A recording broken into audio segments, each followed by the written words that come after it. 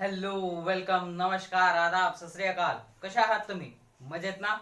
बघा मित्रांनो, आपण शिकत आहोत chapter chemical reactions and equation. आणि ह्या चॅप्टरच्या आपल्या लास्ट लेक्चरला आपण काय घेतलं होतं? आपण बघितलं होतं how to balance a chemical equation.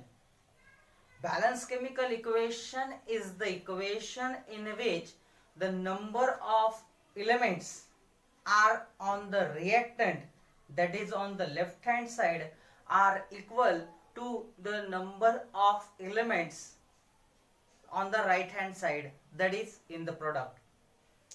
So to have an balanced chemical equation, the reactant content species and product content species and the number of the each element should be same, should be equal. So if a reaction is not balanced, that is given chemical equation is not balanced, then how to balance it, that we have taken in the last lecture. For the balancing of particular chemical equation, count the number of elements in the both sides of the reaction. That is on the reactant side LHS and on the product side RHS. Then check whether the number of elements are same or not. If they are not same, then your given equation is an unbalanced equation. To balance such equation, take that element which is an unbalanced and the compound in which it is present. Check it out whether it is present less in which side, that is either in a reactant or in a product. If it is lesser number in the reactant and greater number in the product, multiply that element by a specific number, that is 2, 3 or more. Probably, generally it is 2 and 3 only, not more than that. Then while multiplying that element, the rule is that just do not multiply just an element, but to total compound, whole compound. It is because whenever you multiplying the element, the valency of element get disturbed and the compound such as a element such you are multiplying is not possible to having such kind of valence and such kind of compounds doesn't occur. So you have to multiply your aim to multiply only that element, but you should multiply the whole compound that in the element is present, right? So you are multiplying the whole compound. Then again write the equation and count the number of elements in the left hand side and right hand side. If still your equation is not balanced, then go for the balancing of another element and you will find that at the procedure is same. You multiplying the element that is lesser extent in that reactant or product portion, so you multiplying it accordingly, but you are not multiplying only that element, you multiply the whole compound that which an element consists, right? So that is the step, and you will find that after one or two steps your equation is ultimately get balanced.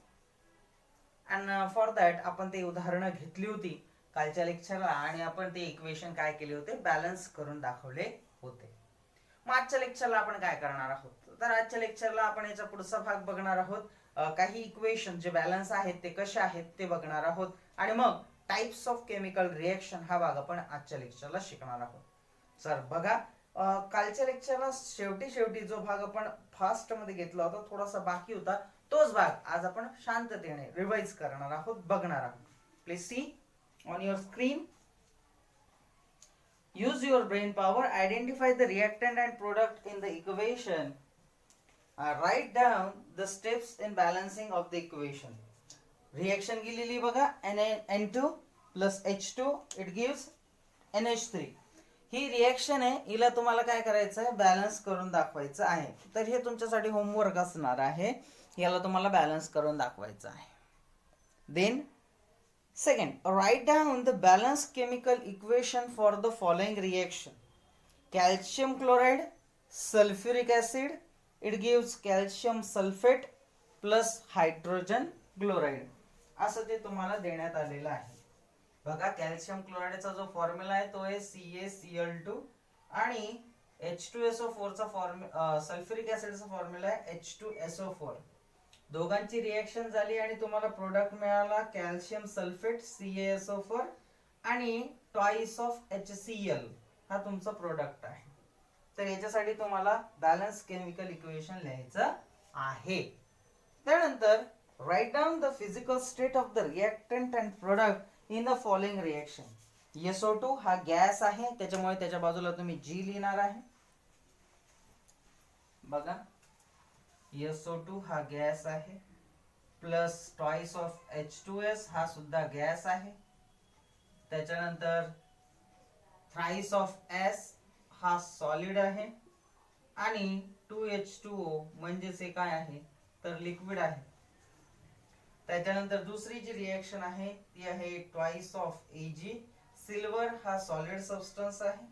Twice of HCl. HCl हे पाण्यात असतं म्हणून त्याला आपण ॲक्व्हियस असं म्हणतो.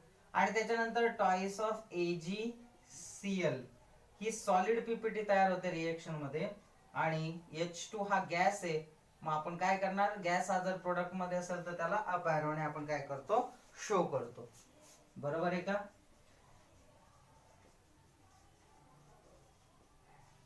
बघून घे रिएक्शन.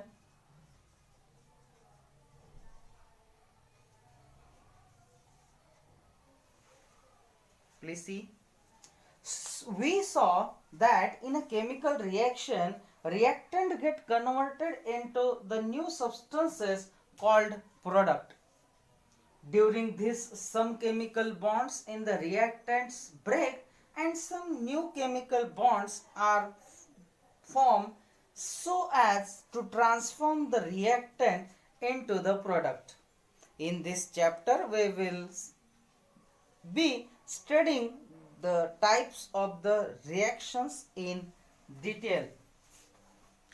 बघा मित्रांनो, काय आपल्याला दिलेलं आहे तर सगळ्यात पहिले नायट्रोजन गॅस आणि हायड्रोजन गॅस हा एकमेकांशी कंबाईन होतो आणि याच्यापासून अमोनिया बनतो.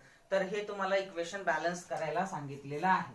C nitrogen gas plus hydrogen gas it will form NH3. बरोबर आहे का? हे तुम्हाला दिलेलं गिवन इक्वेशन आहे. NH3 हा सुद्धा गॅस आहे. तर सगळ्यात पहिले आपण काय करणार, LHS आणि RHS मोजून घेणार. याच्या रिएक्टंट मध्ये बघा 2 नायट्रोजन आणि 2 हायड्रोजन आहे. तर प्रोडक्ट मध्ये बघा 1 नायट्रोजन आहे आणि 3 हायड्रोजन आहे. 1 नायट्रोजन आहे आणि काय काय 3 हायड्रोजन आहे. मग ही अनबॅलन्स इक्वेशन आहे. मग आपण याला काय करू, सगळ्यात पहिले स्टेप 1 की दिलेलं इक्वेशन आपण लिहून घेतलं. स्टेप 1 दिलेलं इक्वेशन लिहून घेतलं. स्टेप 2 मध्ये आपण काय करू माहितीये का, तर याला बॅलन्स करण्यासाठी आपण सगळ्यात पहिले बघा नायट्रोजन आणि हायड्रोजन. तर हायड्रोजन नायट्रोजन हा NH3 अमोनिया मध्ये कमी आहे. मग आपण काय करू, इथं 2 नायट्रोजन आहे तर या कंपाऊंडला NH3 ला काय करू 2 ने मल्टिप्लाय करू. मग आपण बघा म्हणजे इथे 2 नायट्रोजन आहे ना, इथे एकच आहे. मग आपल्याला काय करायचं, प्रोडक्ट मध्ये नायट्रोजनची संख्या 2 करायची. मग आपण काय करू, मल्टिप्लाय नायट्रोजन बाय 2. पण आता नायट्रोजनला जर 2 ने गुणायचं असेल तर फक्त नायट्रोजनला गुणून चालेल का, नाही. आपल्याला पूर्ण हायड्रोजनला म्हणजेच अमोनियाला गुणावं लागेल, पूर्ण NH3 ला. मग आपण काय करू, याला 2 ने मल्टिप्लाय करू. मग आपल्याला काय मिळेल बघा, N2 प्लस H2. दोन्ही मध्ये काहीच फरक होणार नाही. इथं ट्वाइस ऑफ NH3 याला काय केलं 2 ने गुणलं. पुन्हा आपण काय करू, रिएक्टंट मध्ये बघा नायट्रोजन हायड्रोजन हायड्रोजन आणि कोण, हे दोनच आहे ना. नायट्रोजन किती आहे बघा रिएक्टंट मध्ये, तर 2, हायड्रोजन 2. प्रोडक्ट मध्ये नायट्रोजन किती आहे बघा 2 झाले आणि हायड्रोजन किती झाले 3 दुने 6 झाले. अरे बापरे, म्हणजे आता हायड्रोजन 6 झाले इथं प्रोडक्ट मध्ये आणि रिएक्टर मध्ये 2च आहे. मग आपली पुढची स्टेप काय बघा, स्टेप थर्ड. काय करू आपण, हायड्रोजनला या गुणू ना, इकडे कमी येतं मग याला गुणू कशाने, तर 3 ने गुणू, म्हणजे 3 दुने 6 होतील, मग इकडे पण 6 होतील, बरोबर आहे की नाही. मग बघा मल्टिप्लाय हायड्रोजन बाय 3, 3 ने मल्टिप्लाय केलं मग काय मिळेल बघा, N2 गॅस प्लस 3 मल्टिप्लाय केलं. आता इथे एकटाच आहे म्हणून भागून गेला आपलं, त्याला काही करायची गरज नाही कंपाऊंडला.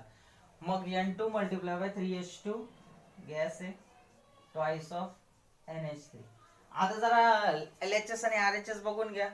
बघा नायट्रोजन ऑक्सिजन हे 2 एलिमेंट आहे. रिएक्टंट मध्ये बघा नायट्रोजन किती आहे 2 आहे, प्रोडक्ट मध्ये 2 आहे. हायड्रोजन बघा 3 दुने 6 झाले हायड्रोजन, आणि इकडे बघा 3 दुने 6 झाले आणि आपलं बॅलन्स इक्वेशन झालं. रिएक्शन काय झाली आपली, बॅलन्स झाली. अशा पद्धतीने तुम्हाला मगाशी मी होमवर्क म्हटलं होतं पण आपण सोडवून घेतलेलं आहे. तर घरी तुम्हाला स्टेप बाय स्टेप हे काय करायचंय पुन्हा एकदा तुमच्या नोट्स मध्ये सोडवून बघायचं आहे.